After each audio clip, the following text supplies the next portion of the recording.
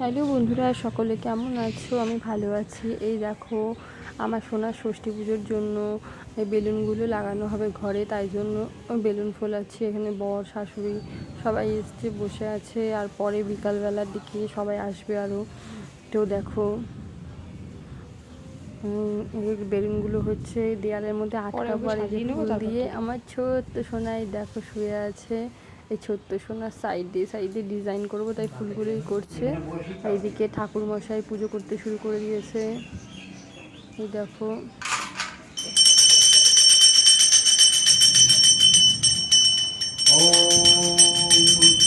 কি বলতো, ভিডিওটা করেছি কোনো ঠাকুর মশাই তো অনেকক্ষণ ধরে পুজো করছে, কোন ভিডিওটা আগে হয়ে গেছে পরে হয়ে গেছে কিছু মনে করো না।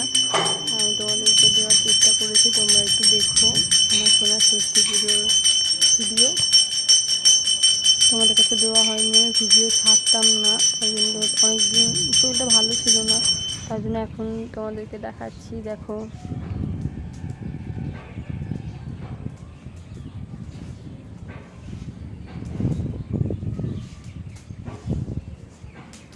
ঠাকুরমশাই হচ্ছে এখানে যজ্ঞ করছেন।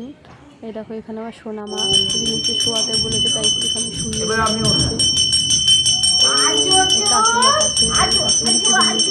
এতক্ষণ নিচে ওই যজ্ঞটা না আগে দেওয়া উচিত ছিল, পরে দেওয়া উচিত ছিল। এই পুজোটা আগে দেওয়া উচিত ছিল, কিন্তু আমি ওটাকে আগে নিয়ে দিয়েছি। তো কিছু মনে করো, দেখো এই দেখো আমার সন্তান, আমার পুজো হচ্ছে সোনা মাম্মা ষষ্ঠী পুজো।